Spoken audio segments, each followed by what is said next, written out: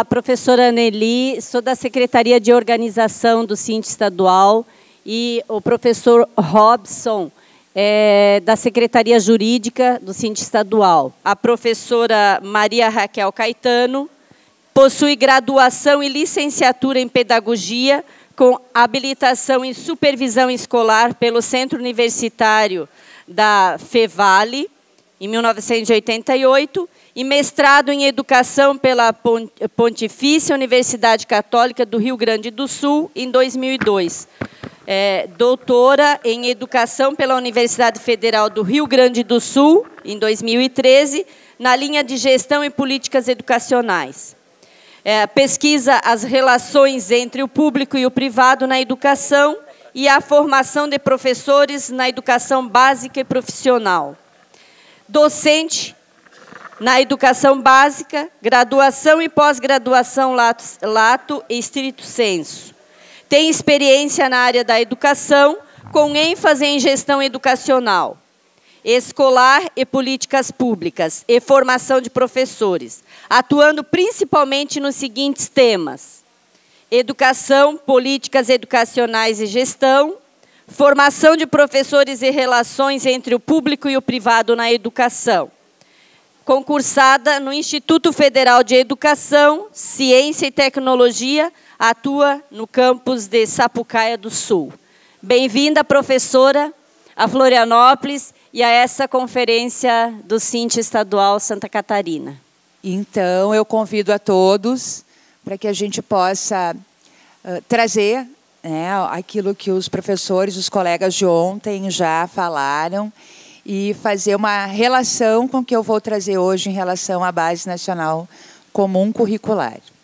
Eu tenho pesquisado nos últimos anos as questões das reformas educacionais e, após 2016, então, que se aprofundaram no Brasil, elas já vinham acontecendo, mas elas acabaram se aprofundando, então, a partir de 2016, com outros olhares.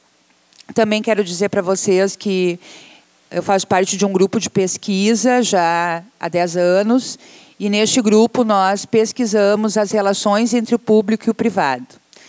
Então, as relações entre o público e o privado na educação, elas não são novas, elas já vêm há muito tempo, desde que a educação é educação no Brasil, desde o tempo dos jesuítas, mas hoje ela tem um caráter diferente. Ela, além de se aprofundar a questão da privatização do público, ela traz elementos que influenciam diretamente no nosso trabalho em sala de aula.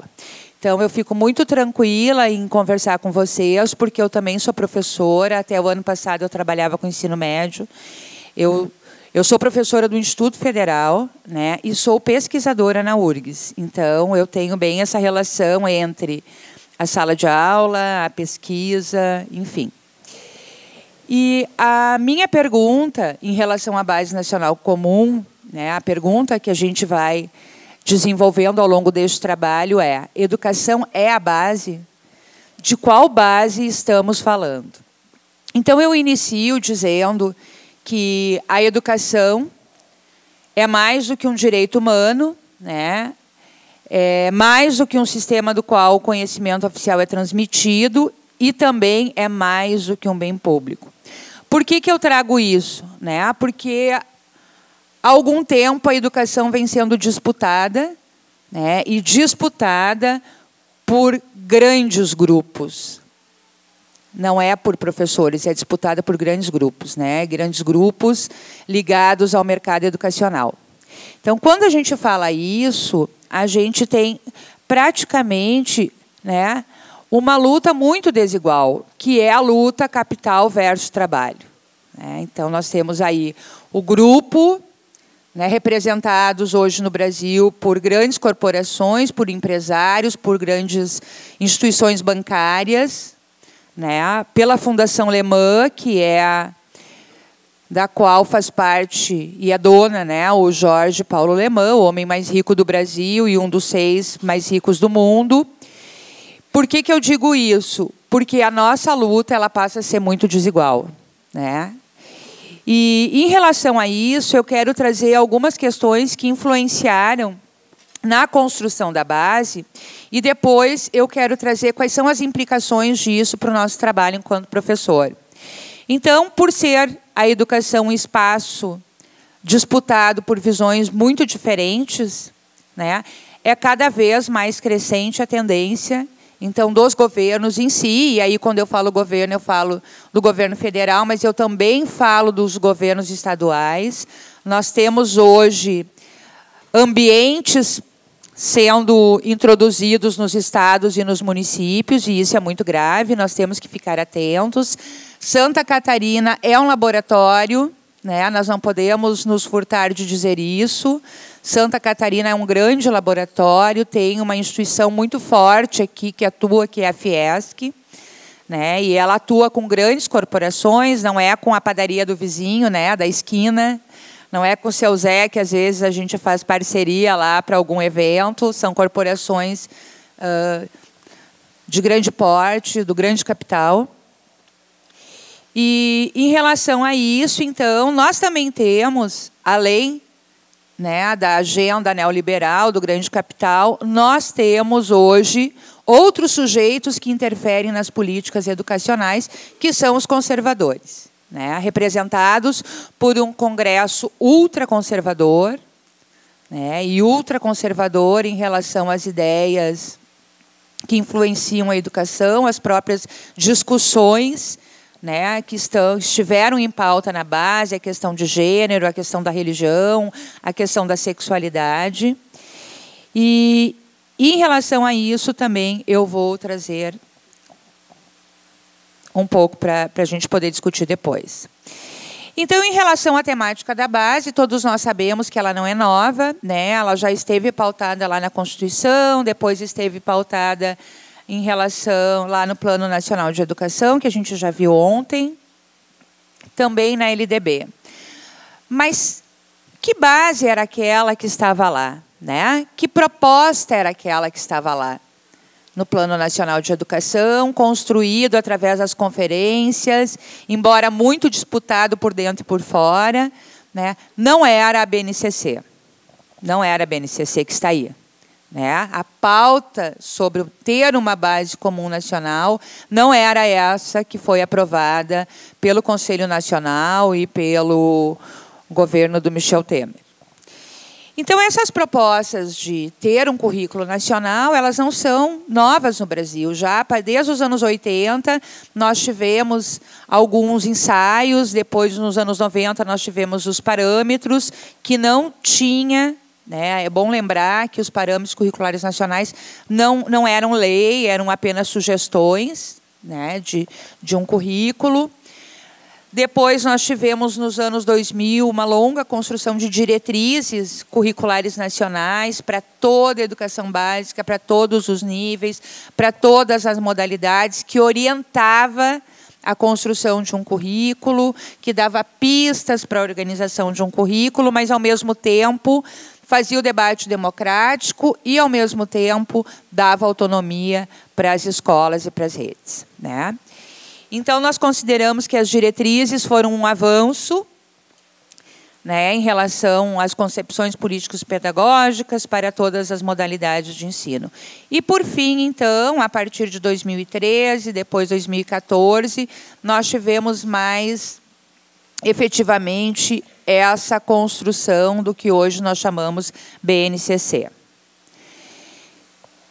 Alguns percursos históricos também é importante, porque, para entender o hoje, nós temos que trazer a historicidade do processo, né? Então, essa discussão ela começa já com alguns documentos trazidos desde 2009, né, que é o Programa Currículo em Movimento, que o Ministério da Educação, junto com algumas universidades, lançaram. Depois, nós tivemos, em 2013, um outro documento falando da necessidade da construção de uma base nacional comum na educação. Em 2014, nós tivemos lançado e relançado agora, porque faz uma oposição à base, que é o documento chamado Por uma Política Curricular para a Educação Básica, Contribuições ao Debate da Base Nacional Comum, que foi o documento construído por um conjunto de pesquisadores de todo o Brasil, ligados a associações, professores e assim por diante. Esse documento, na construção da BNCC, ele foi descartado. Esse acúmulo que já havíamos tido antes, ele foi descartado pelas últimas versões da BNCC. Então, foi jogado, tudo que foi construído foi jogado fora, e o que nós temos hoje é uma BNCC, com um novo conteúdo, uma nova matriz, uma outra coisa.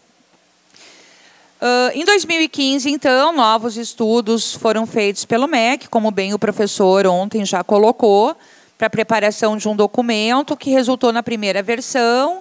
Depois tivemos a segunda versão, com um viés democrático de participação através das plataformas digitais, né, onde o MEC inflou a participação, né, tantos milhões de pessoas participaram. Mas aí a nossa pergunta é, o que fizeram com toda essa participação? Aonde que colocaram tudo isso? Que não está lá nessa versão da base. E, por fim, então, em 2017, foram realizadas algumas audiências públicas e a base encaminhada, então, ao Conselho Nacional de Educação e aprovada em dezembro de 2017.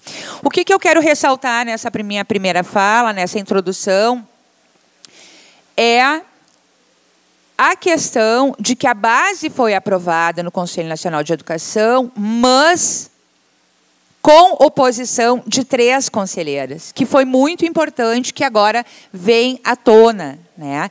Que são 3 professoras ligadas a instituições de pesquisa, né? Que é a professora Márcia Ângela, que é a professora Malvina e que é a professora Aurina. E aí eu já digo isso porque eu quero que vocês atentem para a declaração de voto que a professora Márcia Ângela, então, nos traz. Ela rompe, né? Então, quando ela nega o voto pela aprovação da base, ela vai dizer assim, a base rompe com o princípio fundamental de educação básica.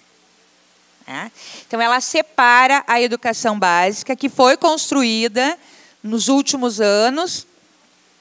E aí ela vai dizer assim, rompe com o princípio conceitual de educação básica, exclui o ensino médio, não olha para as modalidades de ensino, que é a educação de jovens e adultos, educação do campo, etc., né, as demais, diz respeito ao princípio de pluralismo e também fere o princípio da valorização das experiências. Afronta o princípio da gestão democrática da escola pública, atenta contra a organicidade da educação necessária à existência de um sistema nacional de educação que a professora abordou ontem.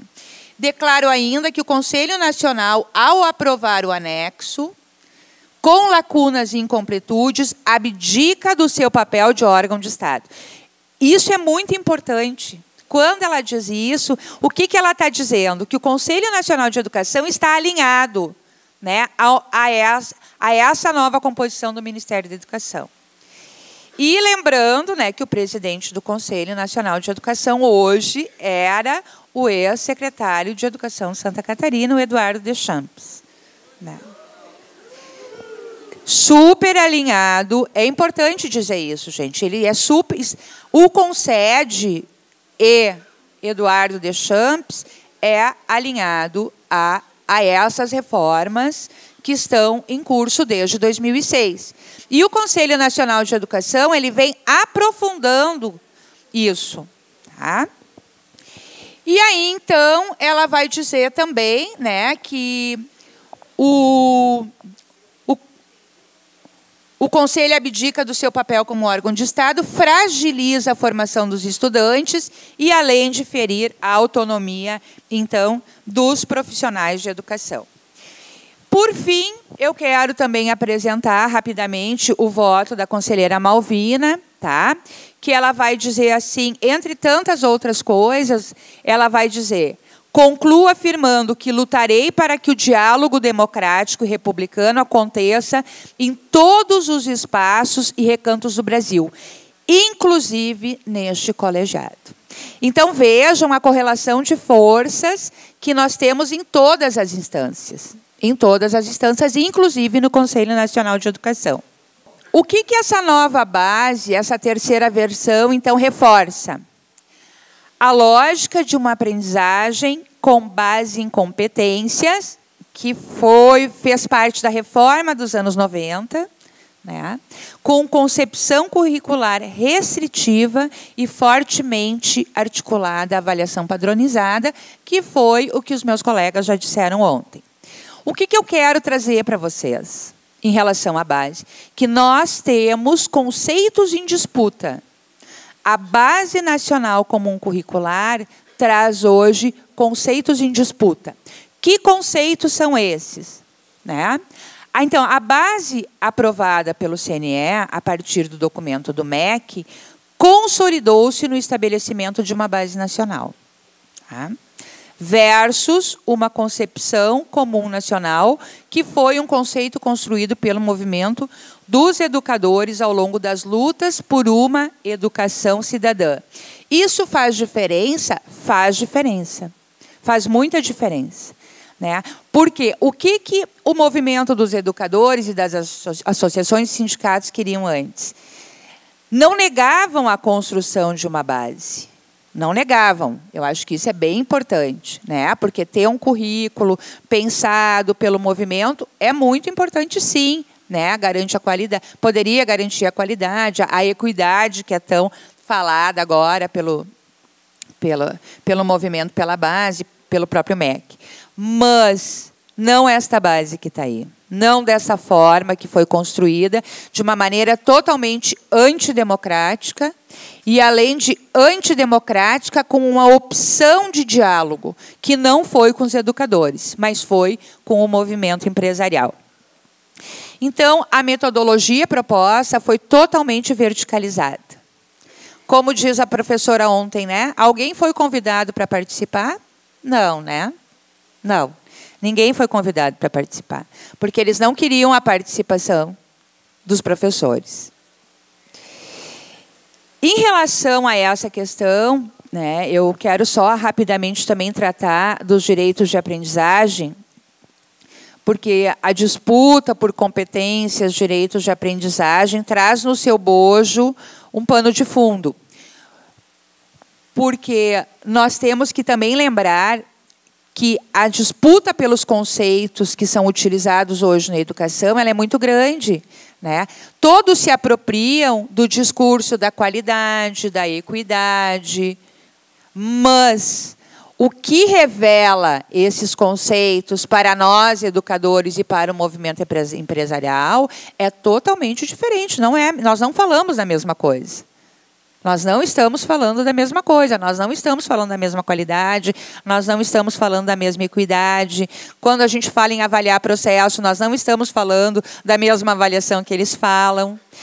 Então, os conceitos estão em disputa e o direito de aprendizagem, que falava o primeiro documento construído pelos educadores, é construção dos conhecimentos, apropriação de saberes, por meio de experiências que dialogam, de um lado, com os conhecimentos escolares e, de outro, com as vivências dos estudantes, para que estes possam apropriar-se dos significados e ressignificar suas atitudes. Então, esse é um conceito que em nada tem a ver com as competências, que em nada tem a ver com o saber fazer, apenas o saber fazer. Então, esses conceitos estão nesse documento que aparecem ali, que está disponibilizado na internet, tá? Vocês podem acessar facilmente. Então, a disputa, além da disputa do currículo, além da disputa pelos conceitos, nós estamos também disputando a relação capital e trabalho, como eu já falei. E aí é importante que vocês saibam, né, de qual lugar a gente fala quando a gente pesquisa, né, quando o nosso grupo pesquisa. Nós falamos de concepções e nós falamos, né, de uma crise que não é exatamente uma crise do Estado. né? Mas é uma crise do capital. Ontem o professor falou muito bem isso, né? É uma crise do capital, né? Que acaba influenciando o sistema como um todo, né? E o capital é muito voraz, porque ele é um sistema sociometabólico, né? O sistema capitalista é um sistema sociometabólico que ele vai se reconstituindo rapidamente. Então, enquanto que nós, professores, estamos pensando em nos organizarmos, eles já estão organizados há muito tempo. E dentro disso, o Estado ele acaba se redefinindo, né? De diferentes formas, e ao longo dos anos acaba se redefinindo diferentes propostas. E como existe, então, uma suposta crise do Estado, esse Estado ele acaba, né, buscando estratégias para se organizar. Então, uma delas é o neoliberalismo e a outra é a terceira via. O neoliberalismo propõe a privatização, e a privatização não necessariamente precisa ser a venda, né, do bem público. E a terceira via, então, propõe repassar as tarefas do Estado para o terceiro setor, né? E o terceiro setor que nós falamos é o terceiro setor ligado ao mercado. E esse terceiro setor, então, vai fazer as funções do Estado. E, para isso, então, nós temos o modelo de gestão gerencial, né, baseada no modelo empresarial, que nós estamos vendo hoje nas escolas, os próprios programas do Ministério, e não são de hoje, eu quero também trazer isso, que não são só de hoje, né, porque essa é uma luta que já vem há mais tempo, né, não é desses últimos 2 anos, né, é dos últimos anos mesmo, que o modelo empresarial tem tentado entrar a todo custo na educação. Às vezes ele consegue mais, às vezes eles conseguem menos. E isso altera, então, o modelo de gestão da escola pública, o modelo de gestão da educação pública na escola e também na sala de aula. E o Apple, né, que é um autor americano, ele vai dizer que na democracia a intervenção publicamente discutida e pactuada do Estado sobre o currículo para estabelecer algumas regras, ela é importante, sim. Por que ela é importante? Né? Porque nós não podemos, né? É preferível ter um currículo organizado pelos educadores do que ter um currículo organizado pelas empresas. E por que eu falo isso? Né? Porque várias pesquisas no Brasil já têm nos mostrado que o sistema apostilado, principalmente em São Paulo, já é uma constante há muitos anos. Então, ao invés de ter um currículo que é, né, imposto pelo livro didático, pelos sistemas apostilados, por que não ter um currículo organizado pelos educadores? Então, essa é uma grande questão também para nós pensarmos. E aí, o que nós trazemos é a questão da própria privatização, como eu disse, que não significa venda, propriamente dita, da escola e da educação, mas a inserção de mecanismos privados dentro da escola pública. Quais são? Os modelos gerenciais, a formação de professores, o sistema apostilado, agora as plataformas digitais, né? A questão digital, que está muito em pauta, como a professora falou ontem, com o mote de modernização e inovação, porque a educação para o século XXI precisa ser inovadora, e, para isso, então, as empresas trazem as plataformas digitais, e aí, então, isso vai direcionando não só a política pública, né, vai dando o contorno de que política pública as empresas querem, mas também privatizando a execução desta política, vendendo, então, os produtos dos institutos, das fundações, etc., etc. Bom, por que a escola pública hoje ela está sendo tão atacada? Porque é na escola pública que está a massa dos alunos, né, do ensino fundamental, do ensino médio, da educação básica como um todo do Brasil. Então, por que a escola pública está sendo atacada de todas as formas e querem controlar o conteúdo da escola? Exatamente por isso. Porque a grande massa dos alunos do Brasil está na escola pública. 86%, basicamente, dos alunos. Então, é importante ter o domínio dessa escola. Ter o domínio não só da política, mas do conteúdo que essa escola vai trabalhar.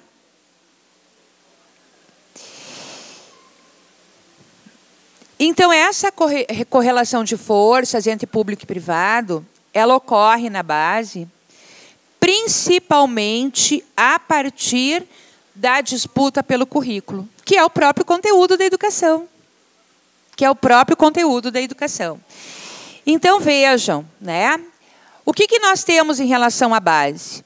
Por um lado, os liberais, neoliberais, que querem uma base, né, de formação de um determinado trabalhador para um mercado de trabalho que com a PEC, né, com a reforma trabalhista, talvez nem exista.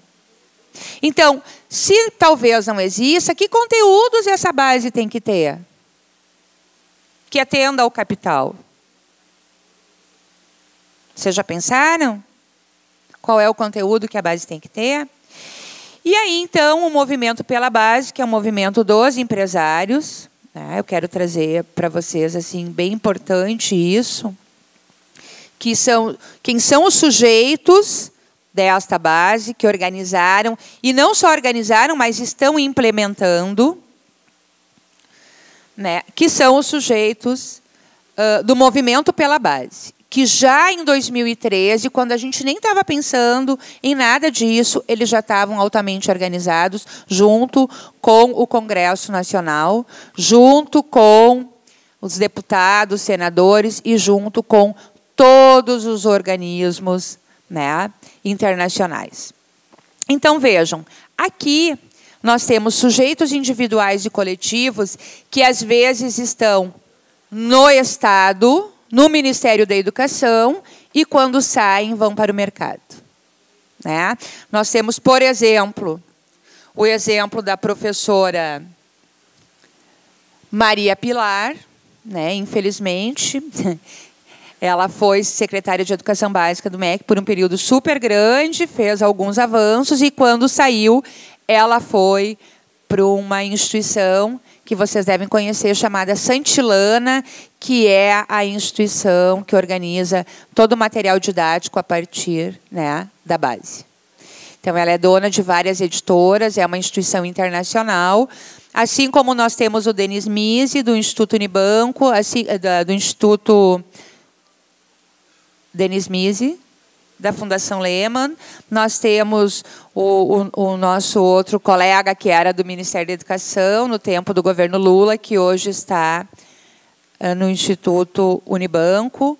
Então, nós temos essas pessoas que estão lá e estão aqui. Por isso que a gente trabalha com sujeitos individuais e coletivos, né? Eles são individuais em determinados momentos e eles são coletivos em vários outros.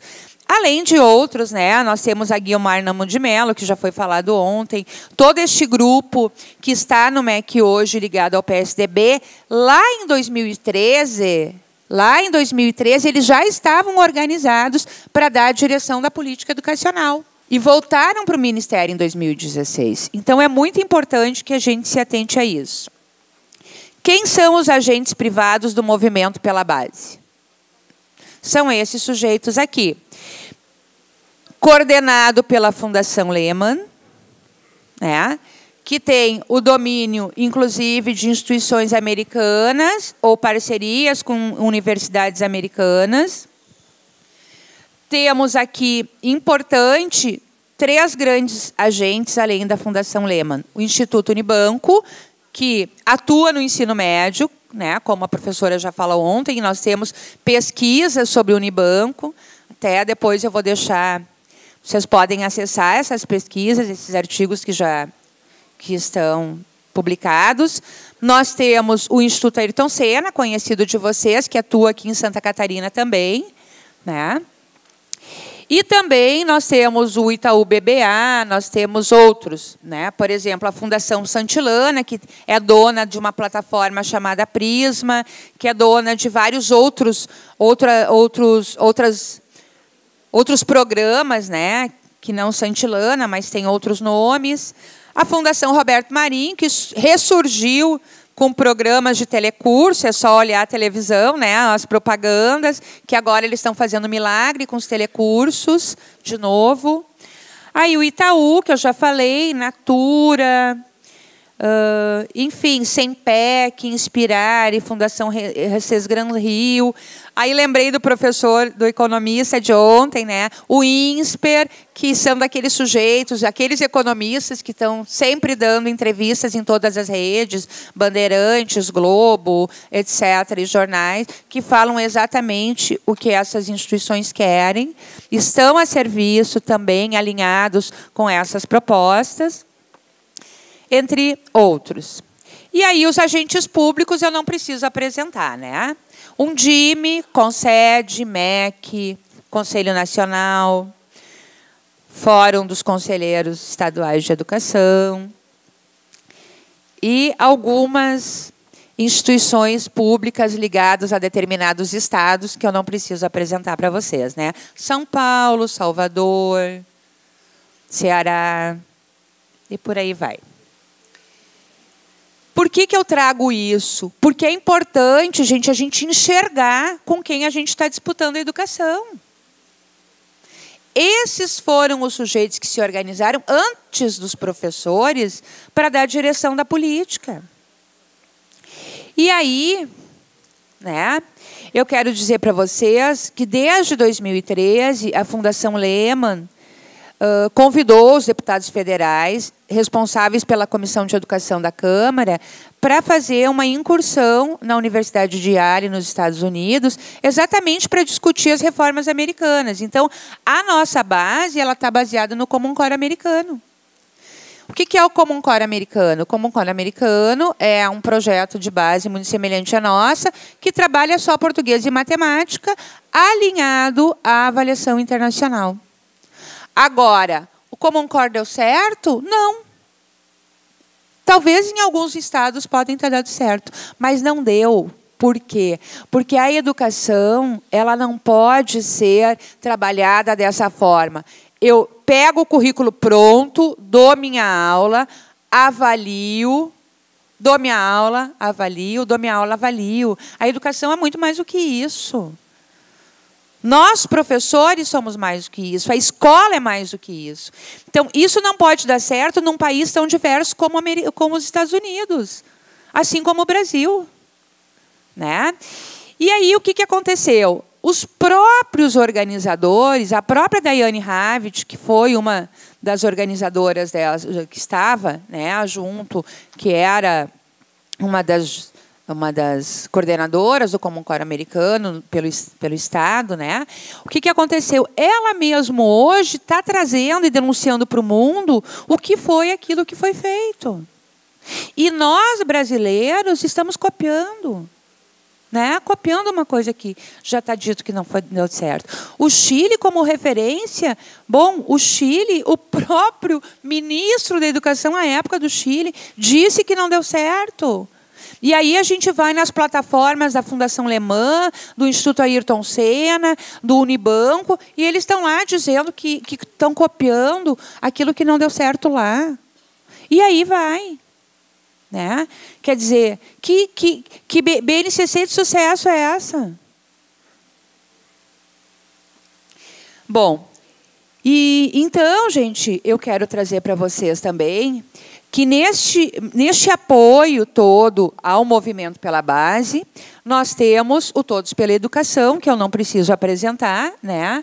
Que tem como mantenedores as mesmas pessoas, que estão nos mesmos lugares, que têm os mesmos parceiros, algumas instituições internacionais. O Todos pela Educação faz parte de uma rede global chamada Reduca, que está em toda a América Latina fazendo a mesma coisa que estão fazendo com o Brasil. Então, vejam, eles estão articulados em rede e formam redes dentro de redes, como o Bol, né, que é um autor que trabalha com isso, ele vai nos ajudar a pensar.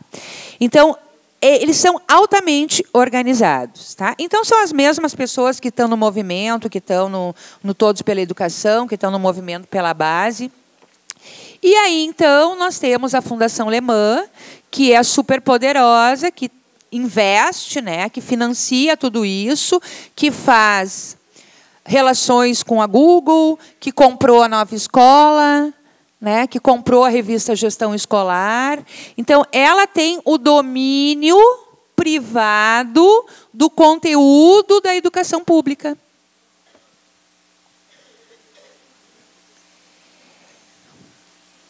E aí eu trago basicamente agora algumas questões que interferem e que interferiram como conteúdo da proposta de base por este movimento. E aí eu trago as competências socioemocionais, né? As competências socioemocionais entraram definitivamente para a base a partir do Instituto Ayrton Senna, que há muito tempo vem se articulando para tal.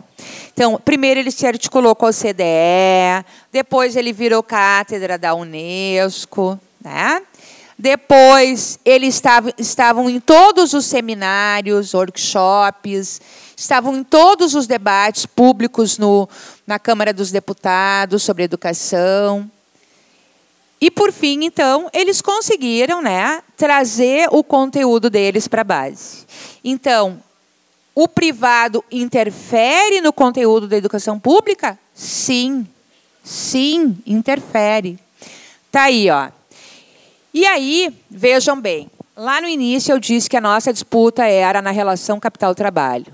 Por que é importante, num Estado como o nosso hoje, né, um Estado brasileiro, trabalhar com as competências emocionais dentro da escola?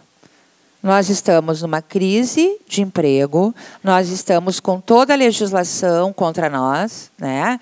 Reforma trabalhista, terceirização. Então, no mundo que não tem emprego, o que o trabalhador precisa ser, né? Eu gosto de dizer, querido, né? Não tem que fazer levante popular, não tem que se rebelar contra o patrão, né? Então, as competências socioemocionais trazem, se a gente for estudar a fundo, este viés. Então, é a formação do profissional desejado pelo mercado, né? Atende os aspectos de necessidade das mudanças educacionais compatíveis com as mudanças do regime de acumulação flexível. E também estão relacionadas à manutenção da ordem social, né? Basicamente isso. E ao apaziguamento da insatisfação da classe trabalhadora. Então, ser cooperativo, né?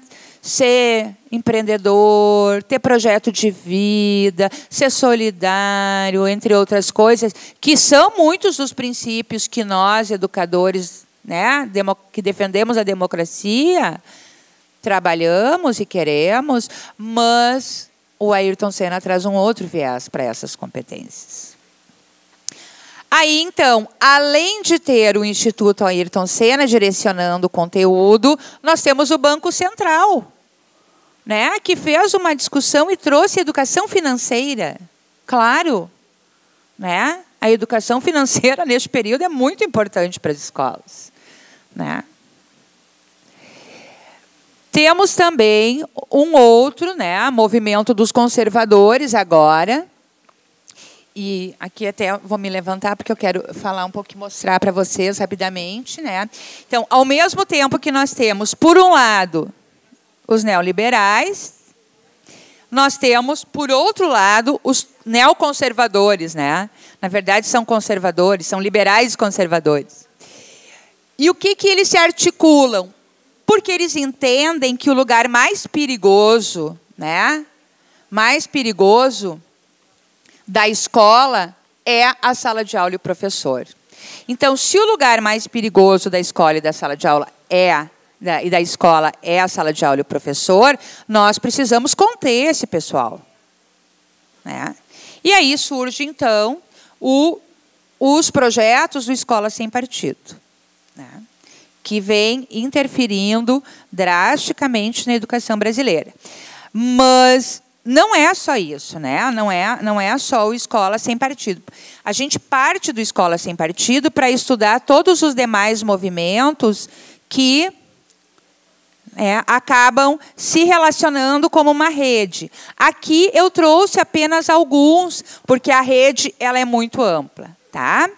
Então, vejam, os conservadores, então, primeiramente, eles se organizaram a partir do Escola Sem Partido, né, que vocês sabem que é um projeto do Miguel Najib, um ex-procurador do Estado de São Paulo.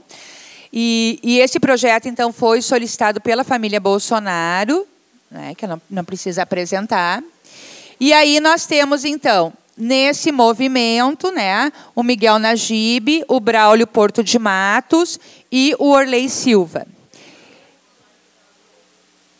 O Orley Silva ele tem um site em que ele denuncia o livro didático, né, as questões de religião, as questões de sexualidade, as questões de gênero, as questões... Então, ele faz uma denúncia e ele teve muito presente em todos os debates, né, em relação à educação e à base. Inclusive a questão das ciências sociais. Nós temos depois ali o Braulio Porto de Matos, que é um sociólogo, né, e que também é vice-presidente, se eu não me engano, do Escola Sem Partido, e que está pautando vários debates também em vários lugares.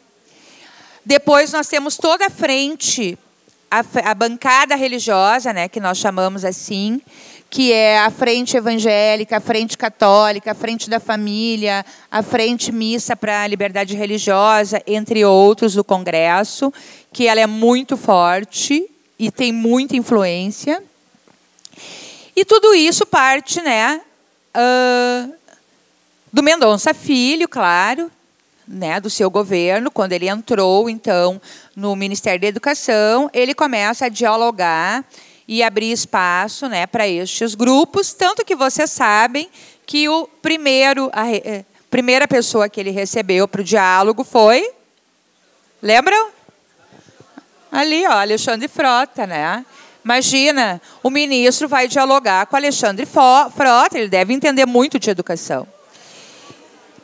E claro que esses movimentos estão ligados também, né? Esses movimentos estão ligados, o Vem Pra Rua, Revoltados Online, que até parece que agora mudou de nome. Aí nós temos o grupo de alguns dos parlamentares lá em cima, né? O Valtenir Pereira, Magno Maltes, Alci Lucas, Rogério Marinho, Erivelto Santana, etc., etc. Por fim, então, nós temos o MBL. O que é importante a gente dizer aqui? As pautas nem sempre são iguais desses grupos, mas, dependendo da pauta, eles se aproximam. Então, nesse sentido, para influenciar a BNCC, eles acabaram se aproximando, né? E aí, o MBL também não precisa apresentação, mas eu quero só destacar aqui que este grupo, ele nasce, né, como quem não quer nada, mas ele está ligado a uma rede global chamada Atlas Network, né, aos estudantes pela liberdade, aos Students for Liberty, e é um movimento que não tem só no Brasil, ele está em toda a América Latina. Vejam, por que é importante a gente relacionar com a América Latina, né? Porque a América Latina, assim como o Brasil, está sendo tomada por esses grupos. Está sendo tomada por esses grupos, né? Enfim. E aí nós temos todos, né, ligados ao MBL e à Atlas, os grupos liberais, né, que é o IMI, o IE, o Instituto Mises, Milênio, Instituto Liberdade, Estudos Empresariais, o Fórum da Liberdade, etc., etc., que lá no Rio Grande do Sul é uma grande incubadora, né? Eu, como sou de lá, então, a gente acompanha. O Rio Grande do Sul é uma grande incubadora desses movimentos. Inclusive, vários personagens são de lá. Aqui eu não coloquei, mas tudo isso está ligado a alguns grupos, como a RBS, né, vocês conhecem, Gerdau, né, que é o nosso conterrâneo, entre outros. Eles têm incidência, o próprio Gerdau, né, tem incidência a todos esses movimentos liberais, inclusive no Fórum da Liberdade. E a RBS também está em todos esses movimentos.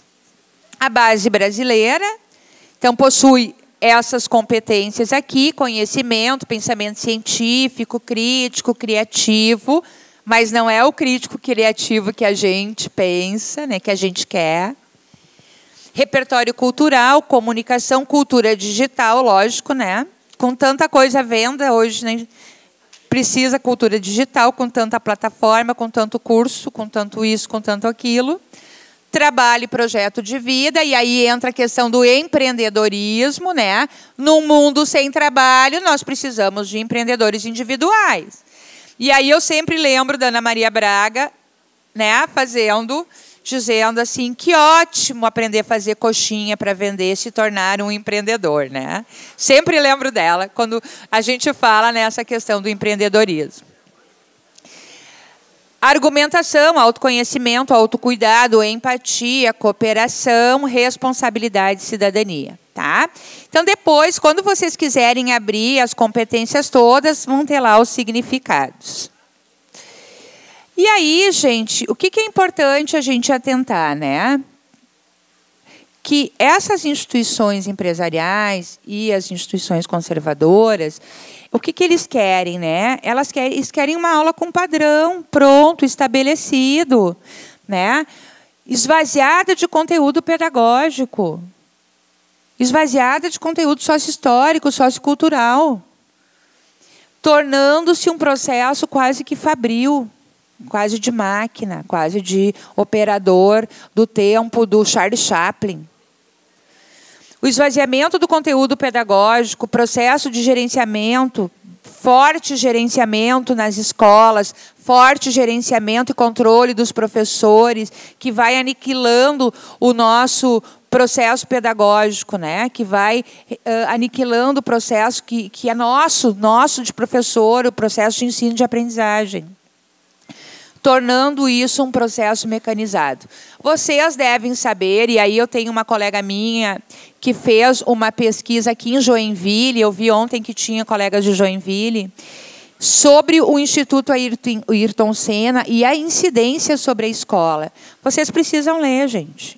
É algo assim impressionante, né?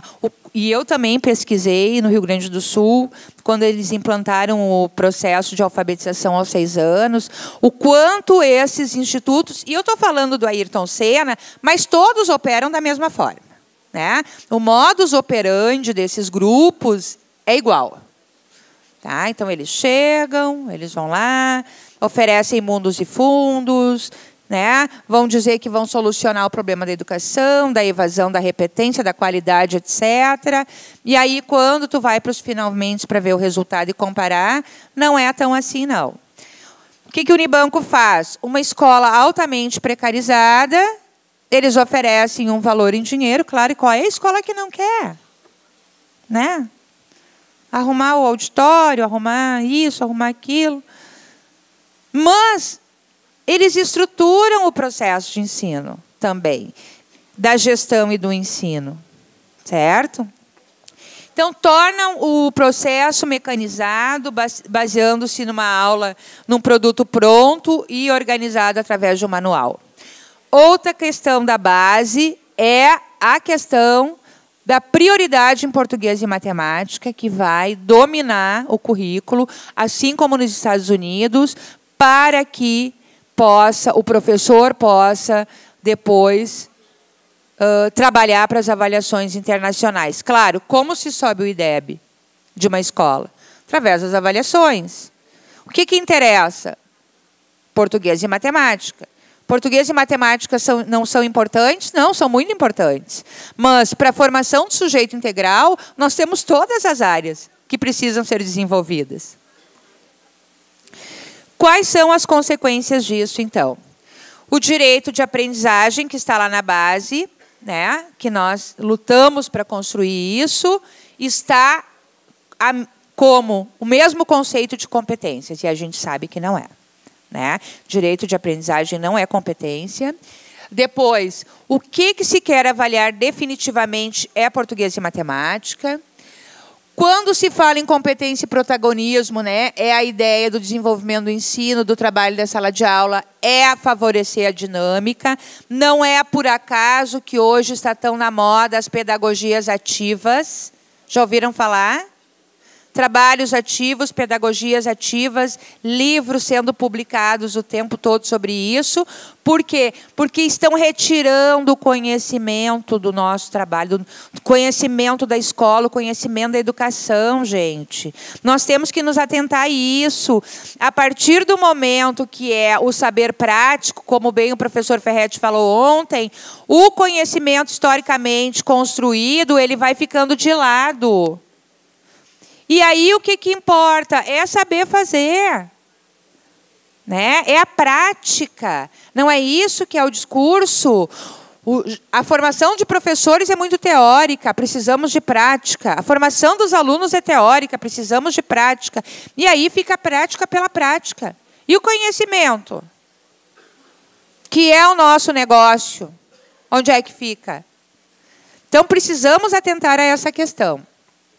As linguagens digitais, né, que vai deslocar o trabalho do professor, e aí é muito importante a gente ficar atento a essa questão da educação à distância, que eu não sou totalmente contra, mas precisamos ver a serviço do que ela está.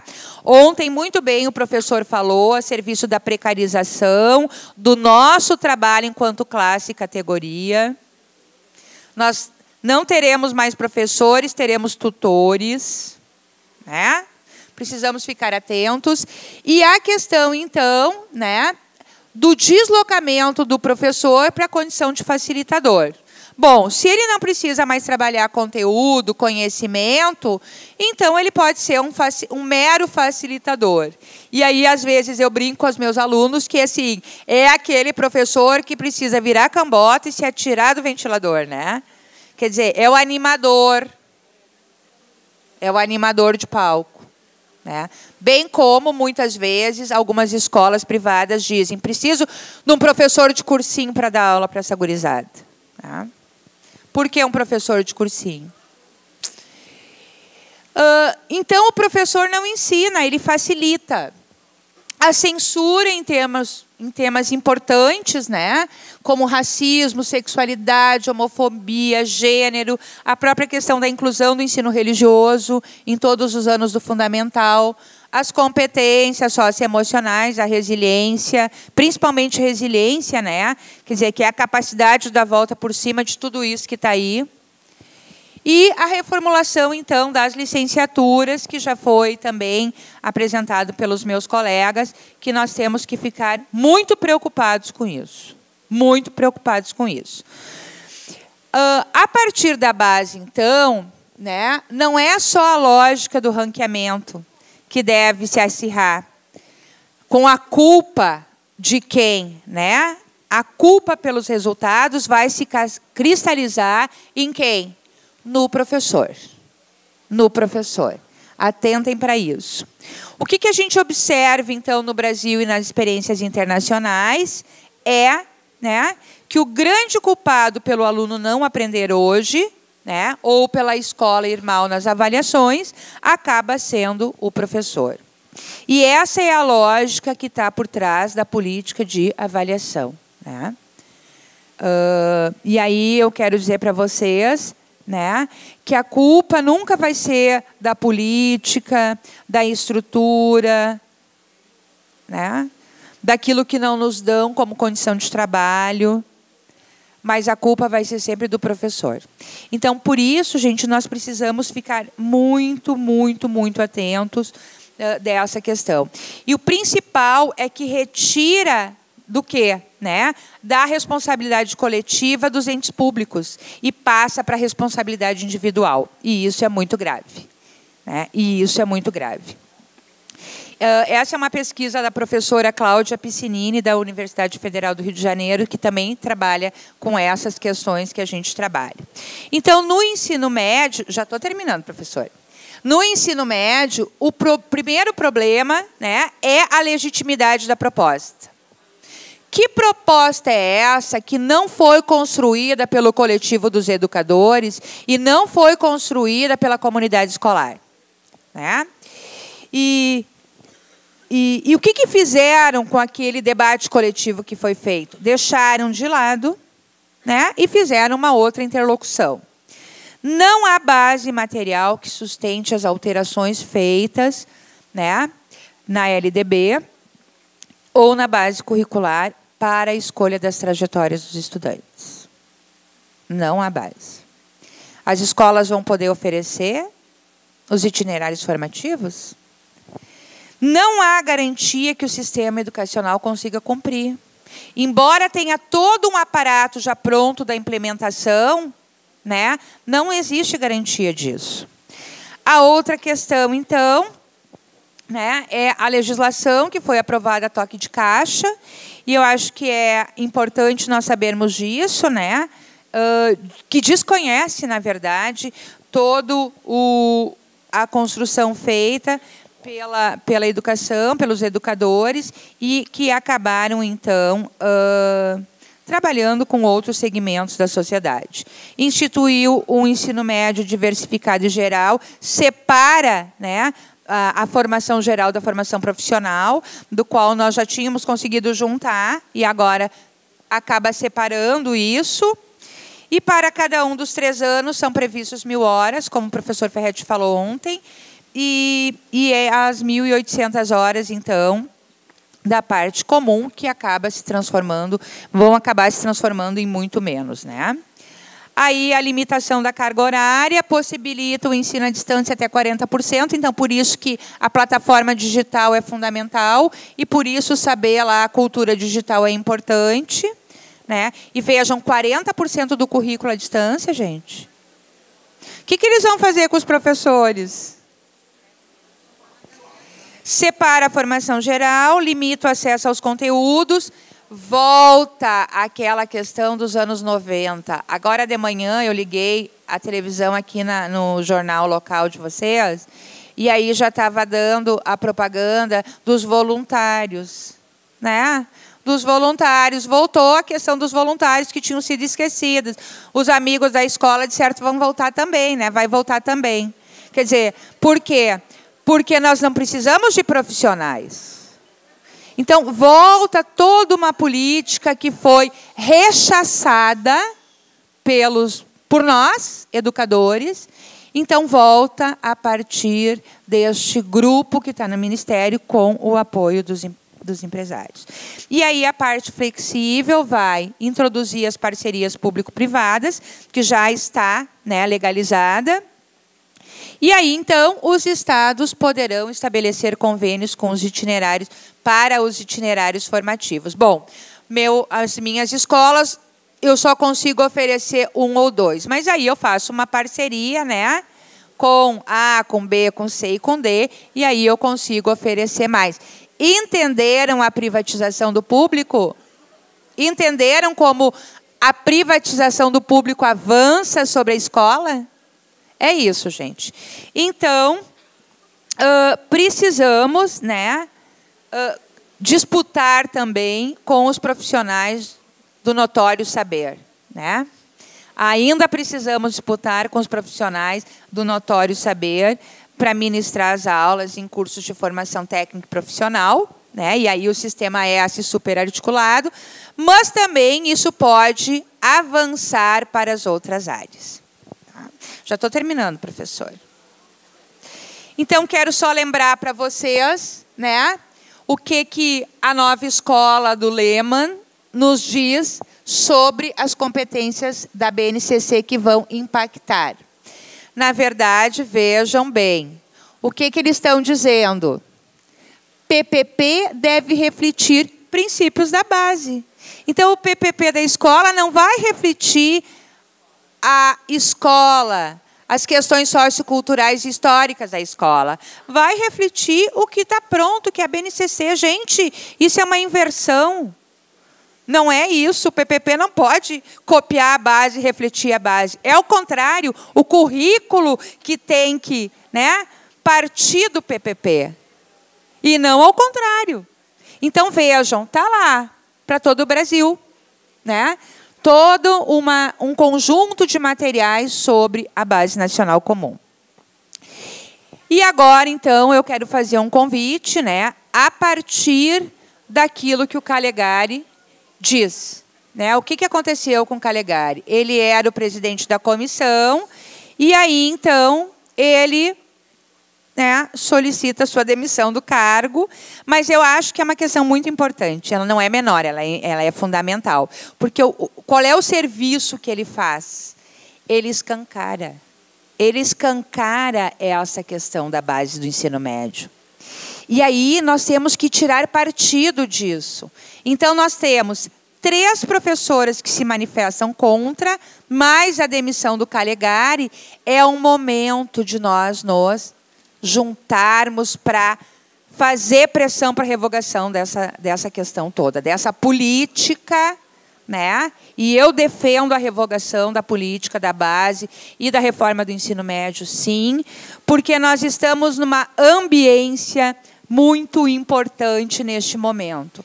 Embora toda a contradição, né, do processo, nós temos agora algo a nosso favor. Então, eu acredito que nós precisamos nos unirmos enquanto associação, enquanto sindicato, enquanto... Aqui eu ia trazer de Santa Catarina, mas eu tenho um artigo publicado sobre essa questão aqui de Santa Catarina também. Depois eu passo para vocês, tá? E aí, então, finalizo com a Viviane Sena, né, dizendo que a educação é baseada em achismos. E aí ela compara o aluno como um prego, como um parafuso, né, e o professor como uma chave de fenda que vai, então, ajustar isso na educação. Tá? E aí, gente, nós temos muitas frentes, e eu já estou terminando, infelizmente, que eu gostaria de falar muitas coisas, né?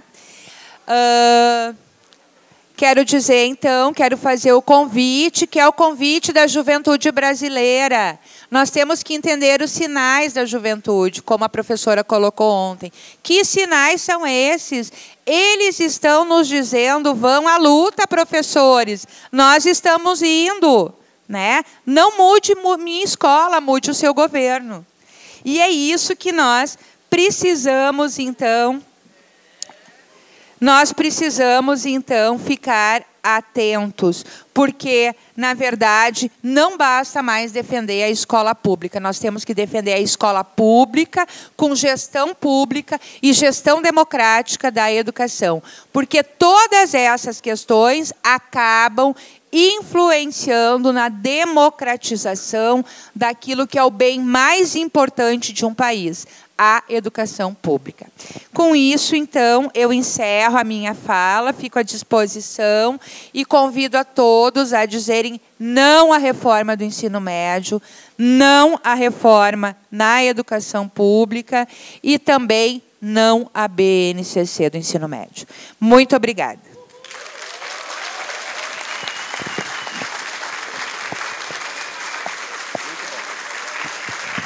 Chamamos, então, Paulo Ricardo de Jesus de Gaspar, Laguna.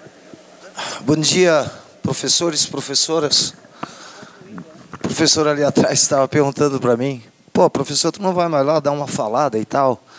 Aí eu falei para ele, cara, eu cansei. Eu cansei. Comecei a trabalhar em 1986, cara, dando aula. E nós estamos há exatamente 30 anos falando a mesma merda. Educação no Brasil é uma merda e ela não dá para todo mundo. Isso aí todo mundo sabe. E nós, enquanto... Se acontecer a educação à distância, cara, os professores serão todos demitidos e vai ficar só os sindicatos burocratas. Defendendo ninguém. Levando ninguém a lugar nenhum. A palavra ensinar também vem do latim insignare. Insignare tem um sentido que seria qual é o sinal que você coloca em alguém quando você ensina. É um sinal de liberdade, como diria Paulo Freire. É um sinal de alegria. É um sinal de democracia. Ou é um sinal digital? Ou é um sinal global? Estamos aqui mais uma vez discutindo o sexo dos anjos. Nós, enquanto professores, não temos força política para combater isto. Seremos eternos escravos desse sistema. Me perguntaram, professor, depois que tu te aposentar, tu vai voltar para a escola? Eu falei, não. O restinho de saúde que eu tenho e o pouquíssimo dinheiro que eu consegui guardar, talvez eu vou dar uma voltinha.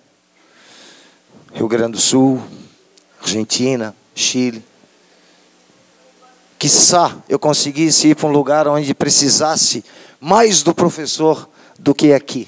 A gente precisa dos professores, mas a gente não os tem. A geração, eu tenho 54 anos, a geração que levantou esse sindicato e que chegou até aqui hoje, já se aposentou, já saiu toda. Estamos com uma nova geração. E essa nova geração vai penar um bocado. Wilsonei Gonçalves, de Blumenau. Quero agradecer a palestra, né, extremamente pertinente e altamente relacionada, né, aos nossos desafios e aquilo que foi apresentado até aqui, né, em outros momentos. A provocação que a professora faz aqui, né, e que eu consigo entender, vai no sentido de questionar que tipo de educação a gente quer, né? O modelo de educação que nós aprendemos é aquele modelo que pressupõe a busca pela liberdade, pela autonomia, né, na construção de um ser autônomo, de um ser capaz de transformar a realidade em que ele está inserido.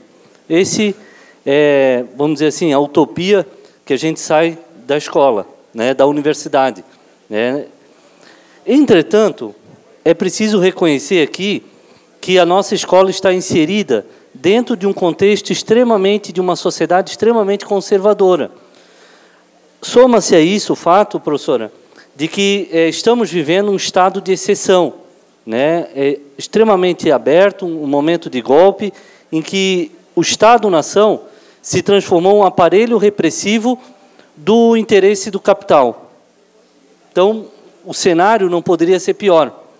Se a escola é o mecanismo aqui, né, de resistência por uma sociedade, por indivíduos autônomos, a sociedade depõe contra a escola e o modelo de Estado repressivo não permite que essa sociedade se apresente.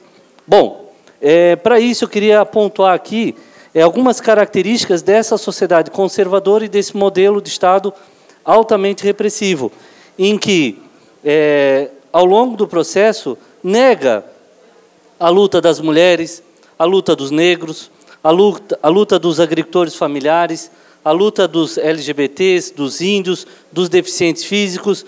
Essa é a sociedade em que a gente está inserido. É dentro desse contexto que a escola vem resistindo, né, dentro de uma sociedade que não reconhece essas lutas e que, nesse momento, a coisa fica mais grave. O que a professora me provoca, então, nesse sentido, e os outros palestrantes também, é o sentido de que é preciso entender a escola como um ponto de resistência. Entretanto, a luta é social. A transformação deve ser social. A resistência deve se dar em sala de aula, mas a luta, ela é social e é preciso entender esse processo como resultado do golpe. Obrigado. Alex Borges. Primeiramente, muito obrigado pela exposição, foi muito interessante, muito profunda, muito ampla, o tempo é curto, né? Mas, pelo que a gente vê assim, os ataques contra nós são globais. Se nós aprendemos com a luta, nossos inimigos também aprendem. Por isso, eles nos atacam gota a gota, né? Eles dão doses de veneno diluídas, né? E nos convencem que é para o nosso bem. E a gente vai tomando, se envenenando, quando se dá conta, já está morrendo.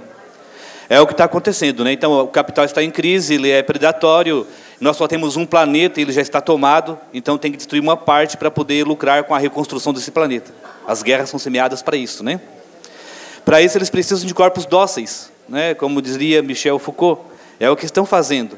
Então, estão controlando todas as áreas do ensino, os livros didáticos, a gestão, a nossa atuação em sala de aula. E nisso entra o papel da religião também, né? Muitas religiões vêm com esse papel, com moralismo, né? Então, eu preciso encontrar um inimigo, e esse inimigo tem que ser aquele que convive conosco para dividir a gente. Então, é uma religião contra outra, é uma raça contra outra, é uma classe contra outra. Bom, a classe contra outra eles escondem. Isso eles não querem que a gente veja. Eles querem a solidariedade de classes, a colaboração de classes. É a única oposição que eles não mostram. Para esconder essa oposição, que nós temos uma classe, o capital, que está contra nós, trabalhadores, eles inventam outras coisas, que é o racismo, o machismo, a homofobia, que está em função de esconder a verdadeira oposição, que é a oposição de classes, que é a classe, né, dominante que quer nos controlar. Então, para nós combatermos isso, nós precisamos conscientizar esta classe. E é isso que eles querem nos calar. Querem impedir que o professor trabalhe isso em sala de aula, né? O que nós precisamos, então, é de uma rebelião mesmo. E é isso que eles querem que a gente não fale. Nós precisamos organizar os de baixo para lutar contra os de cima que querem nos oprimir a todo custo, né? Todas essas entidades que foram apresentadas ali, todas essas instituições. Então, nós precisamos nos rebelar, e para isso a gente está convocando um ato no dia 10. Nós precisamos, sim, num ato dia 10 de agosto, para dizer um basta a tudo isso. Um ato unificado, uma assembleia da nossa categoria, uma assembleia de outras categorias, para que a gente possa ir para as ruas e gritar, né, o nosso socorro e gritar também a nossa tomada de atitude. Concluindo. A gente tem que expandir a nossa ação para fora da sala de aula, então o ato dia 10 é muito importante. Muito obrigado. Parabéns, professora, muito bom, né? Eu acho que a gente que sabe a importância que é, né, para que as nossas escolas conheçam, e que, infelizmente, a gente sabe que a Secretaria da Educação tem feito um discurso de que todo mundo participou, né, que todo mundo discutiu, que todo mundo debateu, e a gente diz que não é verdadeiro e que a nossa base não teve essa oportunidade de discutir a base, que é quem está lá no chão da escola. Então, assim, eu, por sentir, porque eu sou conselheira do Conselho Estadual de Educação, numa vaga do CINT, dos 21, eu sou uma. Então, o que acontece? Eu senti que, como deixamos, vem com uma fala desde 2014, e a gente não entendia. Quando ele dizia que, na reunião de diretores, ele levantava o questionamento: quais são as disciplinas que são obrigatórias? Aí os diretores diziam: português e matemática. Não, é filosofia e sociologia. Então, quer dizer, ele tentava já questionar para poder se afirmar e dizer que tinha que mexer na base. Vinha com a história do notório saber, vinha com a necessidade de fazer a educação à distância, quando ele dizia que nós tínhamos que aproveitar o SESC, o SENAC, para que esse pessoal pudesse contribuir. Então, a gente vinha ouvindo essa fala e não estava entendendo. Quando ele assumiu o Conselho Nacional e a presidência do Conselho Nacional, ele começou a concretizar, que eu acho que Santa Catarina é o laboratório, está sendo desde a reforma do ensino médio. E aí, o que a gente sentia? Lá pelas tantas, a gente cobrava e eu via assim: não, mas nós temos a base, a nossa proposta curricular. A gente questionava como é que a nossa proposta curricular de Santa Catarina, como é que vai poder ser encaixada numa proposta dessa? Não, nós temos autonomia. Isso foi até uma altura. A partir desse ano, já não se fala mais. E a própria Júlia, que é a pessoa que faz a discussão, mas ela faz a discussão só do cronograma. Ela não entra no debate em nenhum momento, em nenhuma fala dos conteúdos, e base não é currículo. Isso ela afirma o tempo todo.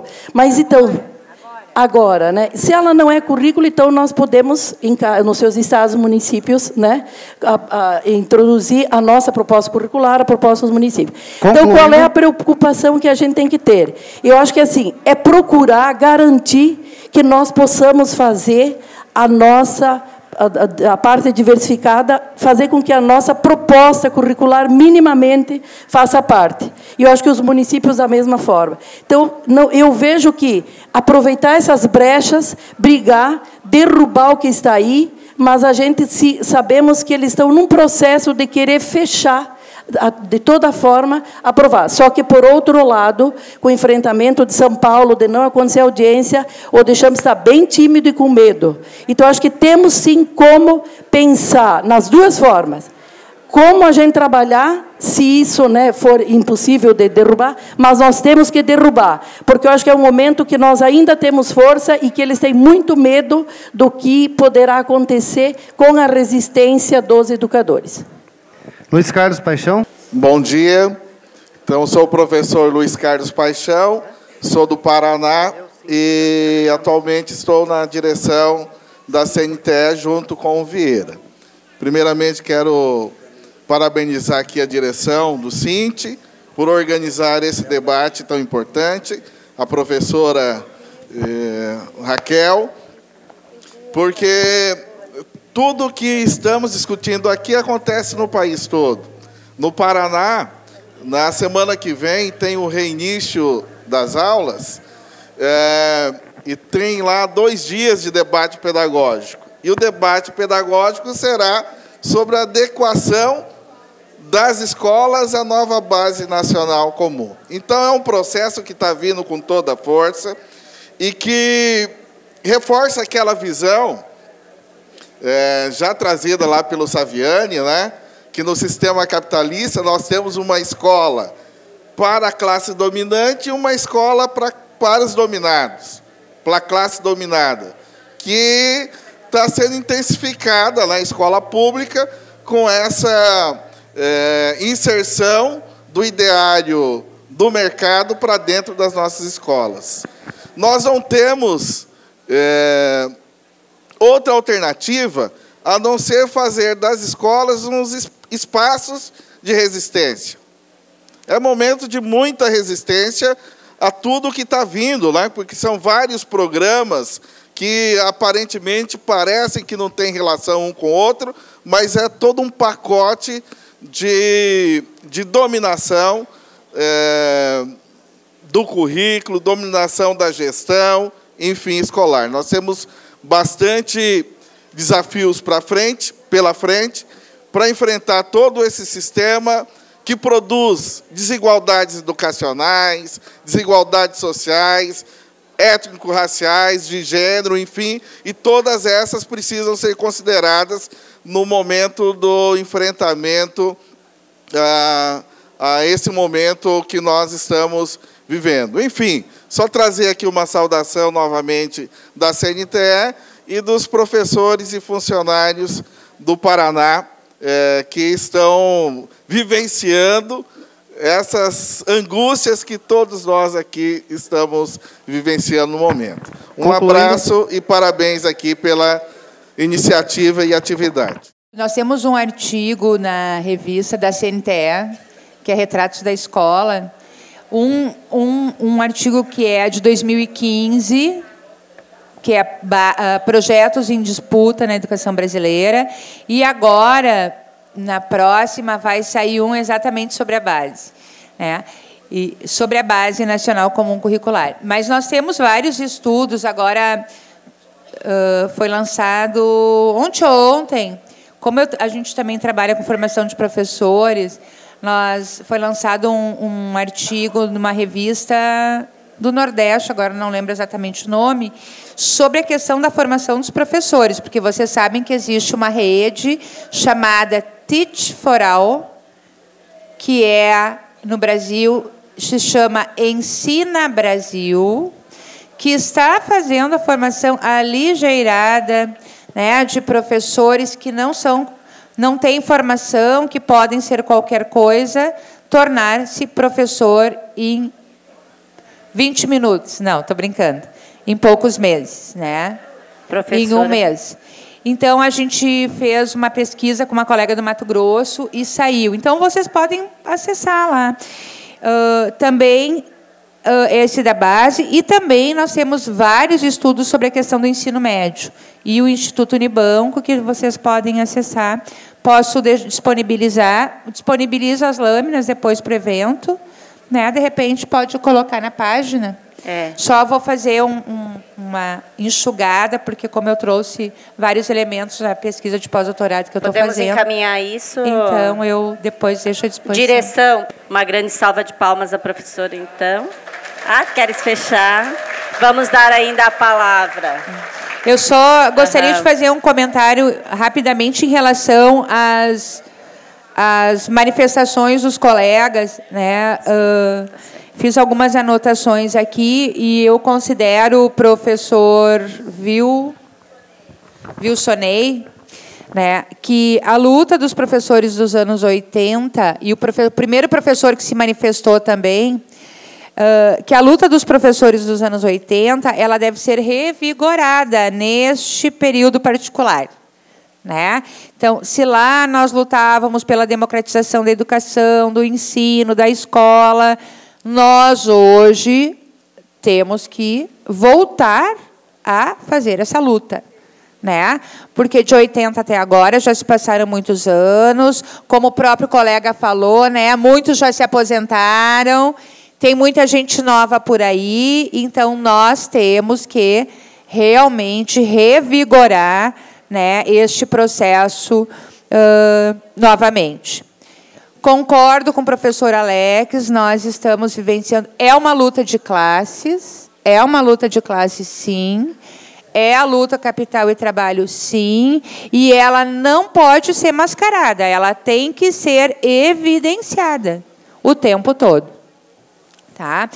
E, professor Alex, acho que dia 10 é um bom momento para os grupos se reunirem, independentemente da questão partidária, porque eu acho que essa questão, muitas vezes, ela bate muito forte nas pessoas, mas eu acho que agora nós não podemos olhar para isso. Eu acho que agora o nosso momento é trabalhar contra a retirada dos direitos e é tudo que está aí posto, né? E que não é bom para os trabalhadores. Porque nós temos que nos entender como classe trabalhadora. Nós não somos a classe empresarial. Nós somos a classe trabalhadora. Nós somos a classe trabalhadora. E temos que nos identificar como tal. Né? Nós não somos elite, nós não somos empresários, nós somos trabalhadores. E temos que nos identificar com a luta dos trabalhadores. E a outra questão, então...